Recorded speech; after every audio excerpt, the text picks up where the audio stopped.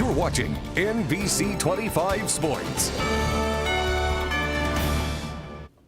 Well, the Lions are fresh off 2 great wins in a row, but today is the very definition of a trap game as the team heads to Pittsburgh to take on the Steelers. Now, the Steel City has been down on their luck this year with a 3-6 record, but the Lions, they haven't won in Pittsburgh since 1955. Let's head out to Heinz Field as Matthew Stafford and the Lions looking for a big win against those Steelers. First quarter, 1st and 10 on the Detroit 34. Ben Roethlisberger finds the CMU grad Antonio Brown. He goes 34 yards to the barn, 7-0 Steelers. Still in that first, and another Ben Roethlisberger to Antonio Brown connection. This one from further out, 47 yards and the touch. Just like that, the Steelers are up 14-0. The Lions are in a hole. But as we fast forward into the second, the Lions get some of that back. Matthew Stafford looks and finds Megatron, 79 yards and a cloud of dust for the score. That touchdown, the 100th passing touchdown from Matt Stafford, that also sets a new Lions record, passing Bobby Lane for career passing yards. Later in the frame, the Lions get another one. Stafford to Megatron, 20-17 Pittsburgh. The Lions would have a lead going in the half, but in the fourth quarter, Lions trying to get a little tricky with a 4-point lead. The fake field goal, but the fumble as well gives Pittsburgh the ball. They would score on that drive, and then on their very next drive, they put this game away. 37-27, the Steelers going to steal one from the Lions. Jim Schwartz has to defend himself after those gutsy 4th down calls. You can say whatever you want. Y'all say whatever you want about me. Okay, don't say I'm scared, because we ain't. Okay, this team's going to be aggressive. We're going to play our very best. We didn't play well enough to win this game.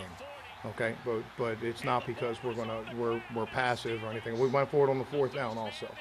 Okay, we didn't make enough plays to win this game, offense, defense, and special teams. The Lions will now regroup at home, hosting a Tampa Bay squad that's, after today's win over Atlanta, has won 2 straight.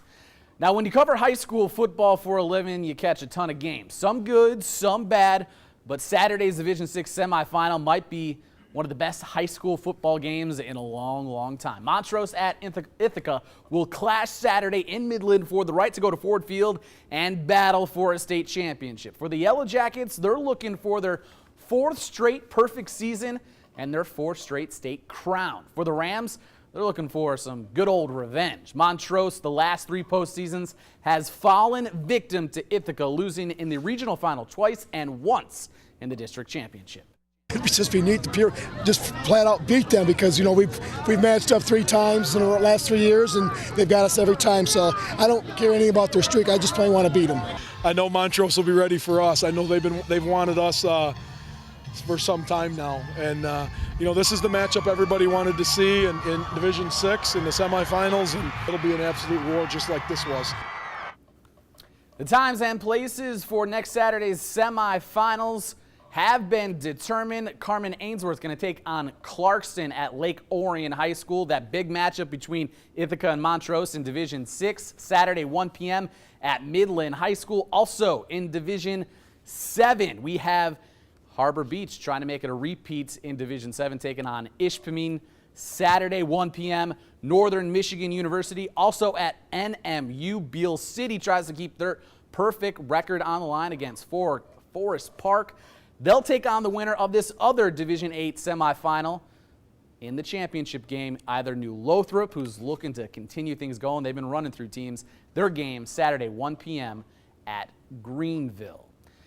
Now, Monte Morris is from Bucktown. The former Beecher star almost became a Michigan man. Now, when the Wolverines decided to go in a different direction with point guard Derek Walton Jr., Man went to Ames, Iowa. Morris can prove Michigan wrong today. The Wolverines, the number 7 team in the nation, visiting the Cyclones, who are unranked. First half, Michigan opened up the lead early with some solid perimeter shooting. Karis LeVert buries the 3, 22-13. Michigan in the lead. Second half, Wolverines with the ball, a 4-point lead. Iowa State nearly steals the rock, but then Nick Stauskas throws down the jam. Michigan up by 6, but now it's tied at 62. Malene Ejim with the great feed over to Dustin Hodge, and Hodge finds the bottom of the net. 64-62, the Cyclones would not trail for the rest of the contest. Iowa State puts this game out of reach with a 3 with less than 90 seconds left. Michigan falls on the road 77-70. Monte Morris, 2 points, 3 assists in the win. In NASCAR, the final race of the Sprint Cup Chase, Jimmy Johnson entered Homestead with a 28-point lead, so the mission today, do not crash. Things got a little scary for the 48 team on the restart with 74 to go. Jimmy Johnson, Matt Kenseth getting a little bit of contact, but Double J, he rights things. A big sigh of relief from the 48 team there. Now on the final lap, final turn of the season, Denny Hamlin, he's going to take the checkered flag in his first win of the year. But Jimmy Johnson, who finishes 9th, gets a 19-point lead and win for the Sprint Cup Chase. He takes home his 6th title. Now remember, NBC 25 is your home for the 2014 Winter Olympic Games, counting down the days before the games begin in Sochi. 81 days away from the first competition. And one final note before we let you go, Mike Sullivan is out as Northwood's head football coach.